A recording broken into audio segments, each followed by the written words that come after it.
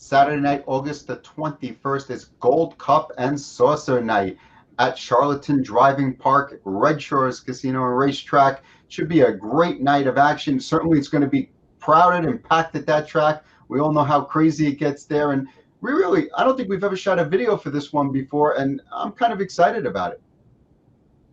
I got to tell you, I've never been there. It's on my bucket list to go visit Charlottetown during the Gold Cup and Saucer Week.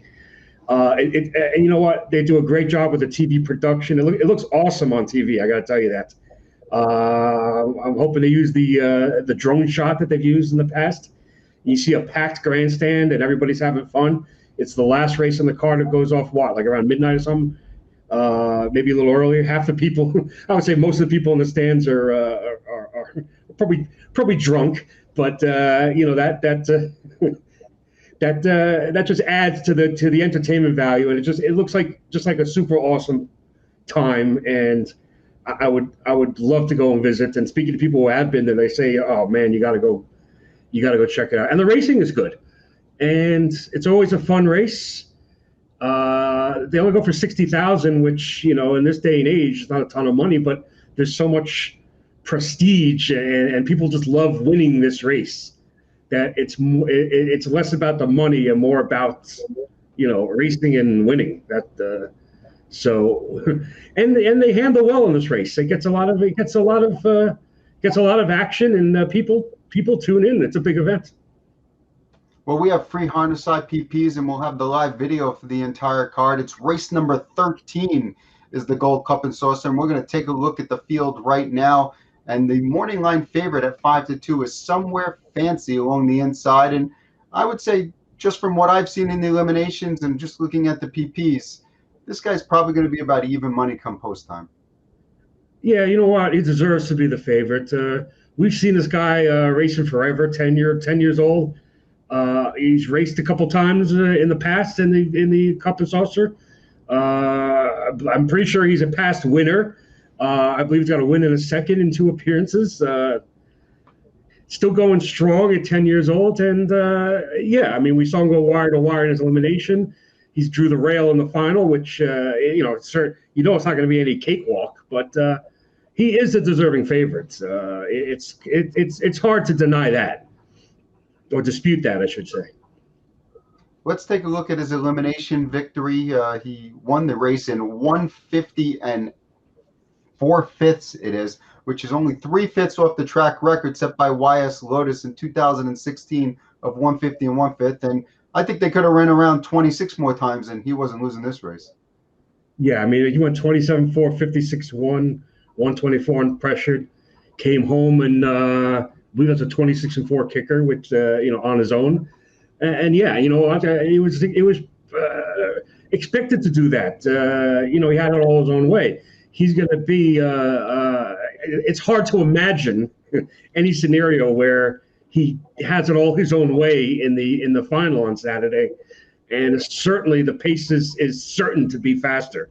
And if he's under duress the whole race, he's not going to be able to go around 12 more times, like you said, and keep winning on his own. But he, like I said, deserves to be the favorite. Does that mean I like him or you like him betting-wise as the favorites? I have a feeling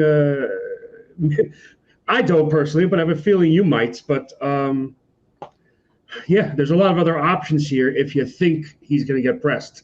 Where did you end up going? Did you end up going with the chalk? I did go with the truck. The more I looked at this race, the more I felt like Somewhere Fancy is going to gun out here.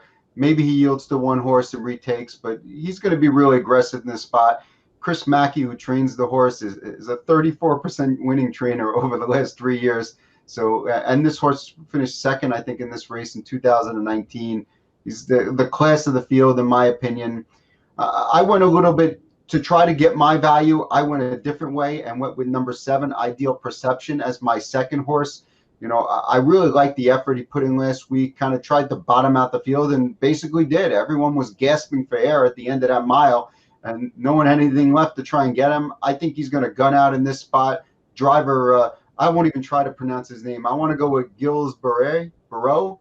but I'm not good at that kind of thing. He's won the race 4 times already, so he clearly knows how to win this race. I think he's gunning out. I think he can get a good spot, maybe end up sitting second, worst case third, and get into the number at a good price. I use Legion Sealster, who I think will come away close to the pace and, chased home somewhere fancy last time. I think he's got a good shot to be in the number. I don't know if I really like him to win. And then I went with the horse you like, Smooth Lou, because quite frankly, I didn't think Smooth Lou was getting to him last week. And I think different driver now. His driver hopped off to go to Jason Hughes, went to number 4, Rock Lights. I don't know. I just couldn't find enough reasons to like him.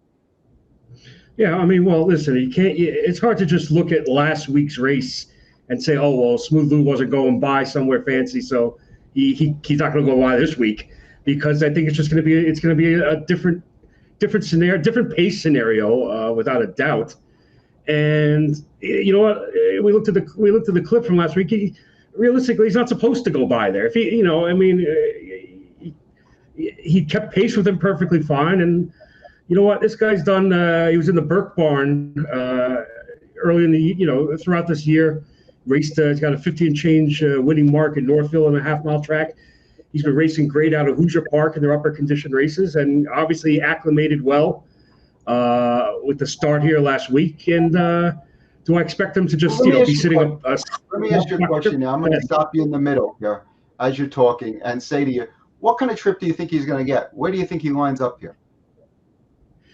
Honestly, I've seen the versatility for him. I'm not 100% sure if he's got to be forwardly placed. I don't think I can't see him just grabbing up and like crossing over to the rail to get away 5th or 6th. I think he's going to leave enough to dissuade the outside levers, specifically your horse that you like for second, Ideal Perception.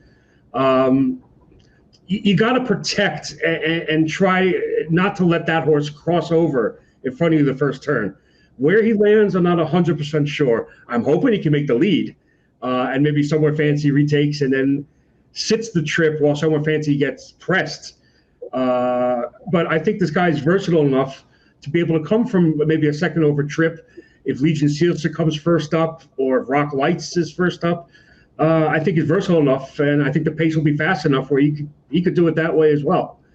And if I'm looking at a second choice in the wagering, or maybe even a third choice in the wagering, around 3-1 or 7-2, I think that's definitely fair value. Considering the like you said, the uncertainty of the trip, but that's why they race him. And you know what? If you're betting a heavy favorite, you don't want uncertainty with a trip. If you're betting a moderately priced horse, you can kind of accept that, I guess. Well, Matt's going to go with number 5, Smooth Lou. I'm going to go with the 1, Somewhere Fancy, chalking it up a little bit. It's the Gold Cup and Saucer Race 13 at Charlottetown Driving Park on Saturday night, August 21st. Again, free PPs. We'll have the live video. There's plenty to like on the card. Check it out. Good luck.